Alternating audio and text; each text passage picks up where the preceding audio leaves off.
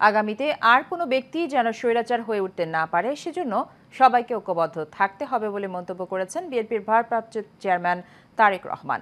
তিনি বলেন, ৩১ দফার আলোকে জনগণের ক্ষমতায়ন ও অংশীদারিত্বের রাজনীতি প্রতিষ্ঠা করা হবে।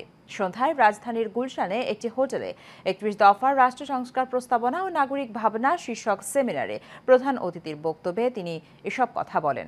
বিস্তারিত জানাচ্ছেন শেখ সোহাগ। ক্যামেরায় ছিলেন সাব্বির রহমান। রাজধানী একটি হোটেলে ৩১ দফা রাষ্ট্র কাঠামো মেরামতের রূপরেখা ও নাগরিক ভাবনা শীর্ষক সেমিনারের আয়োজন করে বিএনপি। দলের মহাসচিব মির্জা ফখরুল ইসলাম আলমগীরের সভাপতিত্বে এতে অংশগ্রহণ করেন বিএনপির স্থায়ী কমিটির সদস্য, বিভিন্ন রাজনৈতিক দলের নেতৃবৃন্দ, কূটনীতিক ব্যক্তিবর্গ, বিভিন্ন সামাজিক সংগঠন ও নাগরিক সমাজের প্রতিনিধিরা।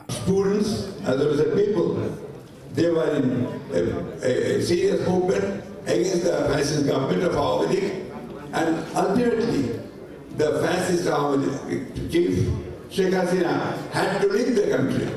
এতে প্রধান অতিথি হিসেবে ভার্চুয়ালে যুক্ত হয়ে বিএনপির ভারপ্রাপ্ত চেয়ারম্যান তারেক রহমান বলেন, ভিন্ন ভিন্ন রাজনৈতিক দল থাকলেও গণতান্ত্রিক বাংলাদেশ প্রতিষ্ঠায় সবাই ঐক্যবদ্ধ। বিএনপির একজন কর্মী হিসাবে আমি বিশ্বাস করি, রাজনীতির মূল উদ্দেশ্য কেবল ক্ষমতায়ন নয়, বরং রাষ্ট্রীয় উন্নয়ন এবং জনগণের অভিপ্রায়ের বহিঃপ্রকাশও এর একটি অবিচ্ছেদ্য অংশ।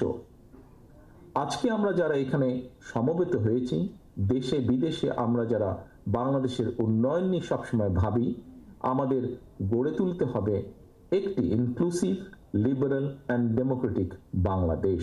এ সময় তিনি প্রতিহিংসা রাজনীতিতে না জড়িয়ে সহিংসতা এড়িয়ে চলতে দলের নেতাকর্মীদের নির্দেশ দেন। আমরা সবাই জানি বিএনপির ৬০ লক্ষ নেতাকর্মীর বিরুদ্ধে মিথ্যা মামলা রয়েছে, সেই সময় দেওয়া হয়েছে।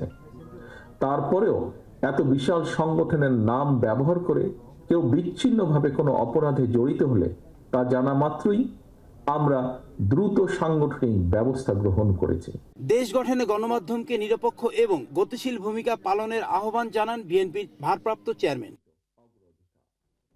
শেখ সোহাগ, এশিয়ান টেলিভিশন, ঢাকা।